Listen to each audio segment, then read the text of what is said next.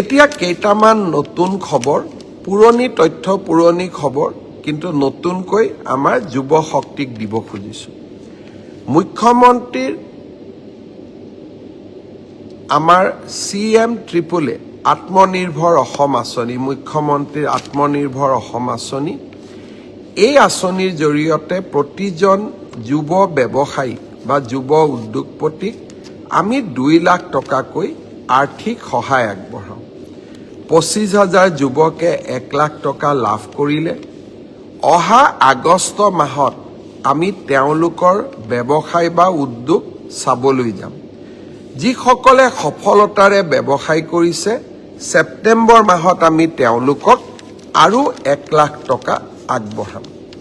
তাৰ লগে লগে অসমত এতিয়া ইণ্টাৰভিউ চলি আছে। যিসকলে CM ট্ৰিপলেৰ বাবে আবেদন কৰিছে, তেওঁলোকে যাতে ইণ্টাৰভিউত উপস্থিত হয়। 30 মে'ৰ ভিতৰত আমি ইণ্টাৰভিউ সামৰণি মাৰিব খুজিছোঁ, যাতে আমি নেক্সট 75,000 যুৱক যুৱতীক 1 লাখকৈ টকা আগবঢ়াব পাৰোঁ আৰু তেওঁলোকে এই টকাৰ সুযোগ বা উচিত ব্যৱহাৰ কৰিলে আৰু 1 লাখ টকা তেওঁলোকক আমি আগবঢ়াব পাৰোঁ। এতিয়া কেইটামান নতুন খবৰ, পুৰণি তথ্য পুৰণি খবৰ, কিন্তু নতুনকৈ আমাৰ যুৱ শক্তিক দিব খুজিছোঁ। মুখ্যমন্ত্ৰীৰ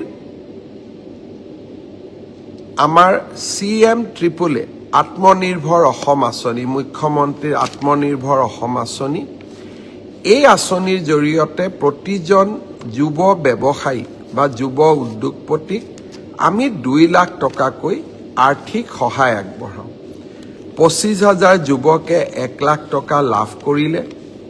অহা আগষ্ট মাহত আমি তেওঁলোকৰ ব্যৱসায় বা উদ্যোগ চাবলৈ যাম। যিসকলে সফলতাৰে ব্যৱসায় কৰিছে, ছেপ্টেম্বৰ মাহত আমি তেওঁলোকক আৰু 1 লাখ টকা আগবঢ়াম। তাৰ লগে লগে অসমত এতিয়া ইণ্টাৰভিউ চলি আছে।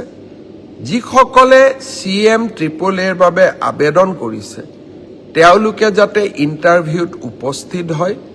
30 মে'ৰ ভিতৰত আমি ইণ্টাৰভিউ সামৰণি মাৰিব খুজিছোঁ, যাতে আমি নেক্সট 75,000 যুৱক যুৱতীক 1 লাখকৈ টকা আগবঢ়াব পাৰোঁ আৰু তেওঁলোকে এই টকাৰ সুযোগ বা উচিত ব্যৱহাৰ কৰিলে আৰু 1 লাখ টকা তেওঁলোকক আমি আগবঢ়াব পাৰোঁ।